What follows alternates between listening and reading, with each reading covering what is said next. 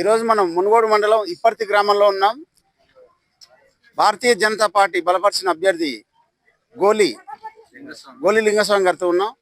వారి ప్రచారం ఏ విధంగా సాగుతుంది, వారిని ప్రజలు ఎలా రిసీవ్ చేసుకుంటున్నారు అనేది వారి మాటలు తెలుసుకుందాం. నమస్కారం సార్. నమస్తే అండి. ఏ విధంగా సాగుతుంది సార్ ప్రచారం అయితే మీరే చూస్తున్నారు కదా. జనాలు అయితే కొత్త వ్యక్తికి అవకాశం అనే ఉద్దేశం మీద ముందుకు వస్తున్నారు. మనం బయలుదేరుతుంటే మనతో పాటు 100 మంది రోజు మీరే గెలవాలి, అదేవిధంగా ఊర్లో పుట్టినందుకు ఊరికి సేవ చేయాలనే కాన్సెప్ట్ తోటి నేను పాత వాళ్ళందరూ కూడా పదవులు చేసిందైతే శూన్యం.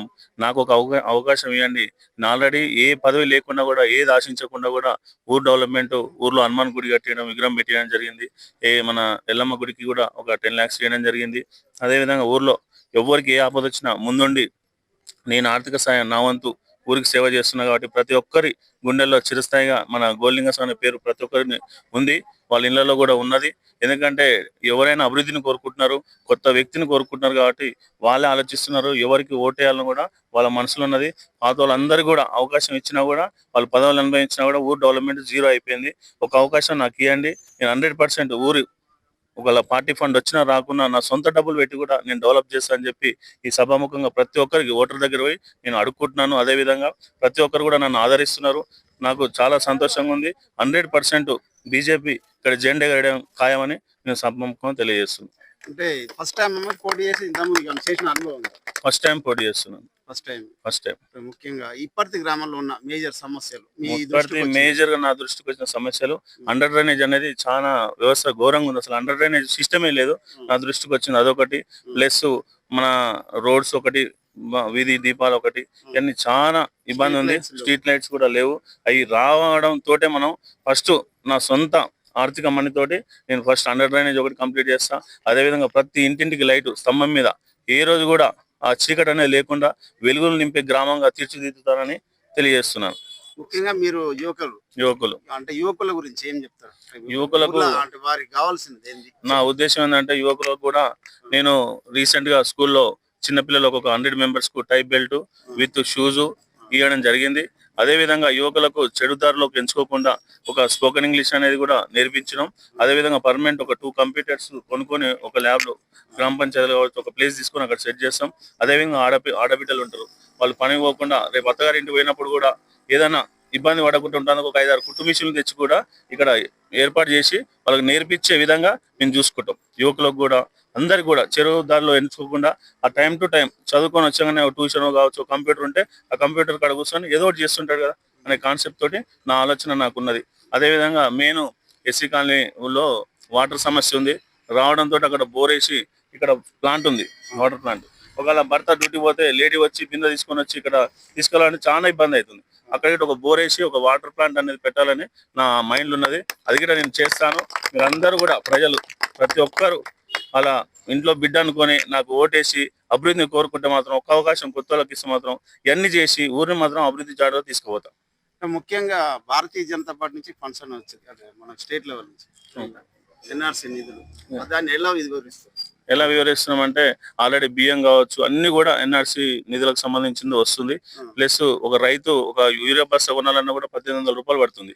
1500 రూపాయలు సెంట్రల్ గవర్నమెంట్ సబ్సిడీ పెట్టి ఒక 360 రూపాయలు మాత్రమే రైతు కట్టి రిమైనింగ్ 1500 గవర్నమెంట్, బీజేపీ గవర్నమెంట్ కట్టి రైతులకు కూడా ఇస్తుంది. ఇవన్నీ బియ్యం కావచ్చు, చక్కెర కావచ్చు, అన్ని కూడా అంగన్వాడీలో వచ్చే గుడ్లు కావచ్చు, అన్ని కూడా సెంట్రల్ గవర్నమెంట్ ఫండ్స్ అన్ని కూడా ప్రజలలోకి తీసుకుపోతున్నాం. అదేవిధంగా అదే ధోరణితోటి మనం ఓట్లు అనేది అడుగుతున్నాం. ఎలా అంటే ఇప్పుడు ఇంటింటి ప్రచారం చేస్తారు అంటే ఈ వాళ్ళకి కావాల్సింది అని అడుగుతున్నాం మీరు, అంటే ఇప్పుడు సమస్యల గురించి వివరిస్తారు? ఎలా వివరిస్తున్నారు? కొంచెం ఒక గలీ పోయినప్పుడు రోడ్లు ఒకటి ఉన్నాయి, అన్ని కూడా మేము వచ్చిన తర్వాత 100% చేస్తామని హామీ తీసుకొని ఓటు అడుగుతున్నాం. అదే విధంగా ముందుకు వెళ్తున్నాం. అంటే ఇప్పుడు మ్యానుఫ్యాక్చర్ అనేది ఏమన్నా పెట్టినాం సార్? పెట్టినాం సార్.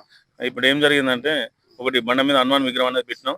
అదే విధంగా నా సొంత డబ్బులతోటి మా తాతగారి పేరు మీద అంబులెన్స్ అనేది ఒక ఉచితంగా ప్రొవైడ్ చేయాలని హామీ ఇచ్చిన. అది గిట్ట ఈ పదవి ఈ సర్పంచ్ అయినాక ఖచ్చితంగా చేస్తా.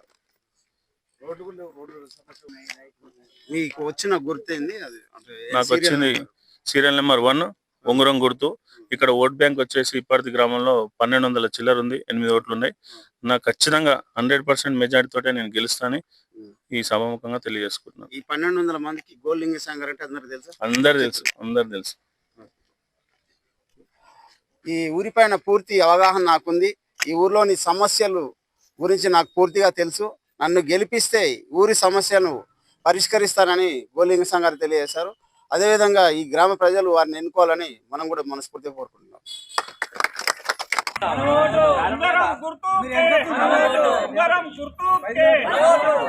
లింగస్వామి గుర్తు ఉంగరం గుర్తు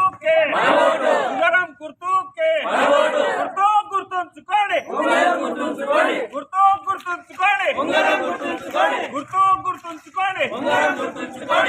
లింగస్వామి గుర్తు ఉంగరం గుర్తుకే. లింగస్వామి గుర్తుకు ఉంగరం గుర్తుకే. ఉంగరం గుర్తుకే. ఉంగరం గుర్తుకే. ఉంగరం గుర్తుకే.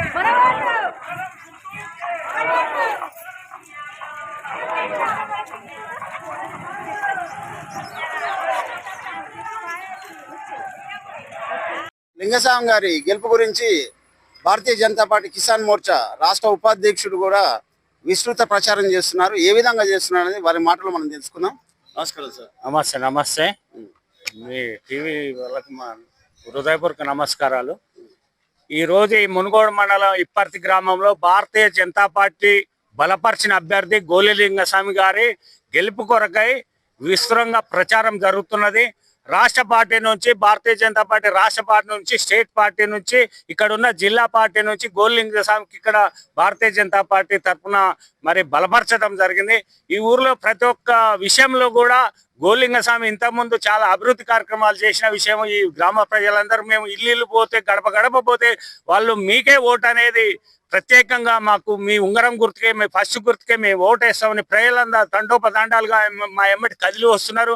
మరి ఇలా భారతీయ జనతా పార్టీ కేంద్రం నిధుల నుంచి గ్రామానికి సీసీ రోడ్లు కానీ, వైకుంఠ ధామం కానీ, మరి ఇలా చెత్త ట్రాక్టర్ కానీ కేంద్ర ప్రభుత్వం నుంచి వచ్చిన నిధులు, మరి ఇలా ఫసల బీమా గురించి కేంద్ర ప్రభుత్వం రైతుకు ఫసల బీమా పెడితే ఈ రాష్ట్ర ప్రభుత్వం ఫసల్ బీమా అమలు చేసినట్టయితే మరి పంట బీమా వస్తుందనే ఆలోచనతో కేంద్ర ప్రభుత్వం ఫసల్ బీమా అమలు చేస్తే ఈ రాష్ట్ర ప్రభుత్వం ఫసల్ బీమా అమలు చేయకుండా రైతుల నిట్టేట ముంచిన ప్రభుత్వం అంటే ఈ కాంగ్రెస్ ప్రభుత్వం. మరి ఆ రోజు నుంచి కూడా ఈ రోజు వరకు కూడా రైతుల సమస్య తీరటం కొరకే ఈ మరి ప్రభుత్వం కేంద్ర ప్రభుత్వం నుంచి నిధులు వస్తున్నాయి.